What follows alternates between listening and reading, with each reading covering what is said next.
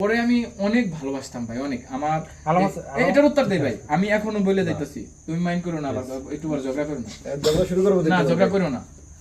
আমি আমার মা, আমার ছেলে আর শর্মিলারে সবচেয়ে বেশি ভালোবাসতাম। তাহলে এখানে আপনার ওর নাম, উনি ভিডিওটা দেখুক, ফোন করতাম, কিন্তু উনি আমার ব্যাপারে যে অনেক কথা বলছে উল্টাপাল্টা, আমাকে ছোট করছে সারা দেশে। যে মানুষ আমার সারা দেশের মানুষের কাছে ছোট করলো, মিথ্যা কথা বলে পেজ উঠানোর জন্য, টাকা ইনকামের জন্য, তারা নাকি সংসার করা সম্ভব। কিন্তু এটা সত্য ভাই। তাহলে এইখানে তো আমার আব্বাও আছে, আমি আব্বার কথা কিন্তু বলি নাই কখনো। ওনার কারণে আমার আব্বা এখানে পাড়া দিয়ে মাথার মধ্যে খাড়িয়া ছিল, শুধু ঝগড়া করে না। এটা রাগ করার কিছুই নাই। সত্যি কথাটা, হ্যাঁ সত্যি কথাটা আমি যেটা স্বীকার করলাম আজকে, ওনার নাম নেওয়ার কোনো ইচ্ছা ছিল না, কিন্তু ওনার কাছে আমার রিকোয়েস্ট, ভাই আপনি বিয়ে করে সংসারী হন, আমরা ভালো আছি, এবং আমাদের সংসার নষ্ট করার কোনোভাবে চেষ্টা করবেন না।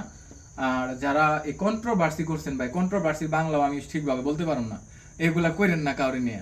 আপনারা এটা করার কারণে দেখবেন যে একটা ভালো সুখের সংসার, ভালো জীবন নষ্ট হয়ে যাবে।